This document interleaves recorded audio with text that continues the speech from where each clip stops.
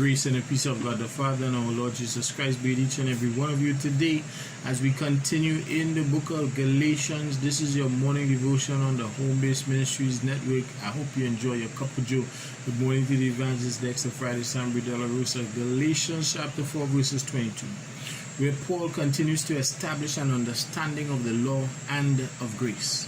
So he brings to the fore familiar events and mentions that Abraham had two sons, one by a bondmaid, namely Hagar, and the other by a free woman, namely Sarah.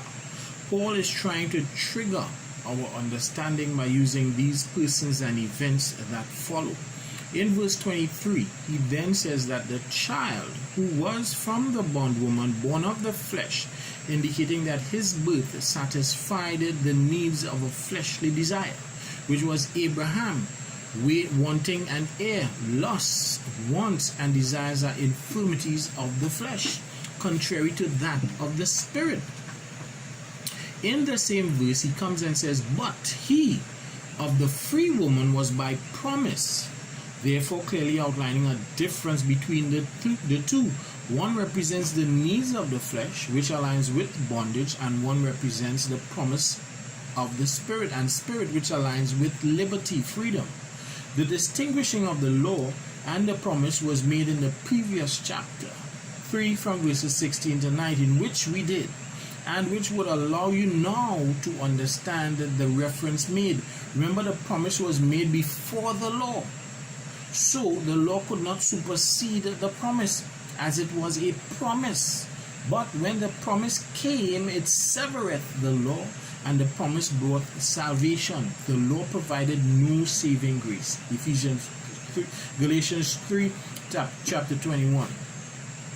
In verse 24, he says, which things are an allegory, meaning that the persons and events being spoken of are to be taken as a narrative describing one subject under the guise of another. So he says that these two are the covenants, speaking of the bondwoman Hagar and her son, and the free woman Sarah and her son, which he calls the one from Mount Sinai, which he says gendereth to bondage, meaning it aligns and produces bondage, which he says is Hagar. Then in verse 25 he says that this Hagar is Mount Sinai, and which answereth to Jerusalem, which now is. Jerusalem now is then Mount Sinai was.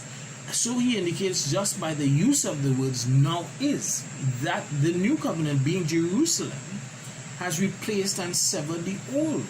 He finishes the verse by saying, and is in bondage with her children, meaning anyone who aligns with that covenant is not free and is in bondage to all of what it demands, which we as believers cannot align with, seeing that we have obtained freedom through the gospel, which is the death, the burial, and the resurrection of Jesus Christ, by whose blood we were purchased with, effecting the promise initially made to Abraham and his seed. Galatians 3 verses 16. Today, really consider your salvation. Consider that it has taken you away from all the bondages of things you could not depart from yourselves. Take some time and list them, and truly give God thanks. Do not allow anything from your past to continue to enslave you from this very moment. Declare your freedom through and by the saving grace of Jesus Christ. Today, be done with the things of your past. Walk away from them all. This is Pastor Solomon De La Rosa in God's grace.